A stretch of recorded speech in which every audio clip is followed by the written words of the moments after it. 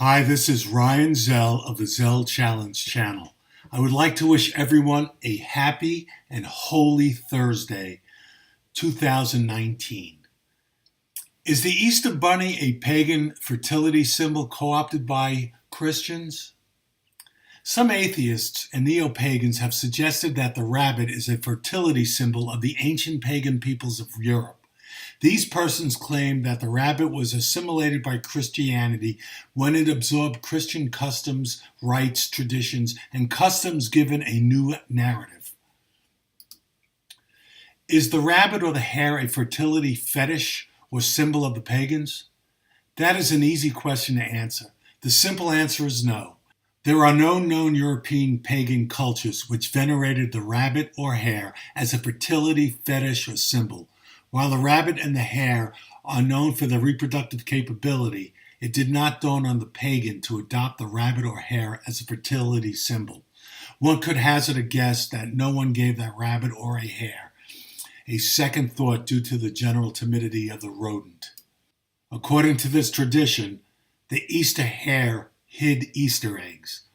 On Easter Sunday, presumably, after the perfunctory visit to the church, the children could hunt for the eggs hidden around the church or around the home or garden.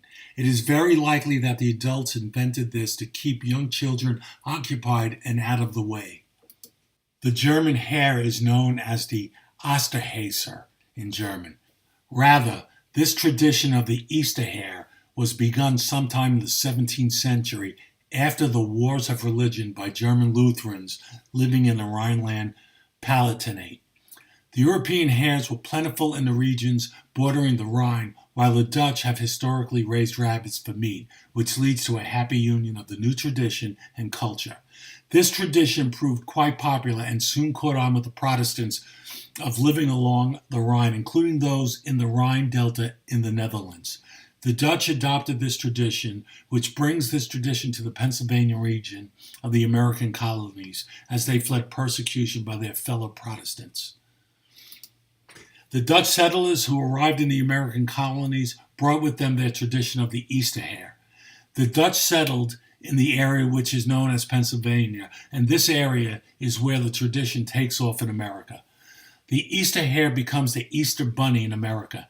As with any good idea, American marketing soon steps in and commercializes the Easter bunny to sell confectionaries to children and their parents. Instead of hiding the eggs, the bunny now lays Easter eggs, chocolate ones at that.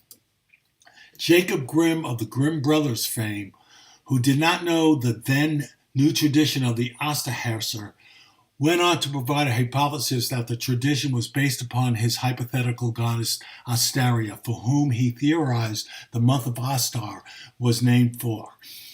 Grimm makes no mention of the Osterhase prior to 1682, when in the first time Gregory Frank von Frankenauer, sounds like Frankenstein, mentions the Osterhase in connection with the recent tradition of the children's Easter egg hunt.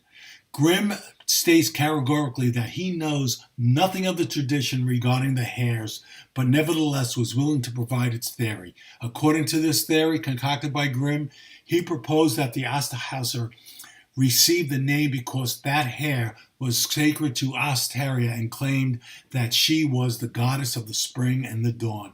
Keep in mind that there is no known record of any goddess named Astara. Never mind the notion that the hare was sacred to her, or that she was the goddess of it. Despite the lack of evidence, many persons took this hypothesis and ran with it. Authors such as Charles Isaac Elton, James J. Bilson, and Christina Hole have gone on to elaborate on Astara. Even if hypothetical, Astara is synonymous with the West Saxon goddess Eastara, and nothing is known of this goddess save that her festival was celebrated in the month of Easter and lent her name to that of the month this festival was held. That is the sum total of our knowledge of Eastara. As the Oxford Dictionary states, there is no actual information regarding Eastara save that provided by the Venerable Saint Bede. In short, there is no connection with the Easter hare with paganism, other than those invented by neo-pagans for their own benefit. Neo-pagans who by their very nature are syncretic, have taken over a Protestant tradition as being their own, and have the timidity to claim that this was a pagan tradition adopted by Christians. Picture that. It would appear that the neo-pagan and their cultural allies, the atheists, are appropriating Protestant Christian culture while claiming that it was the Christians who were appropriating lovable furry rodents. Without a tradition to rely on, the neo-pagans are left claiming for themselves all things Christian for themselves and inventing new narratives within their newly founded mythos. A note to Protestants: the Easter Bunny is a Protestant tradition and has no connection with paganism. So celebrate Easter with your Easter Bunny. Happy Easter, everybody. Please consider subscribing to this channel and engage in the conversation by commenting. Blessings to all.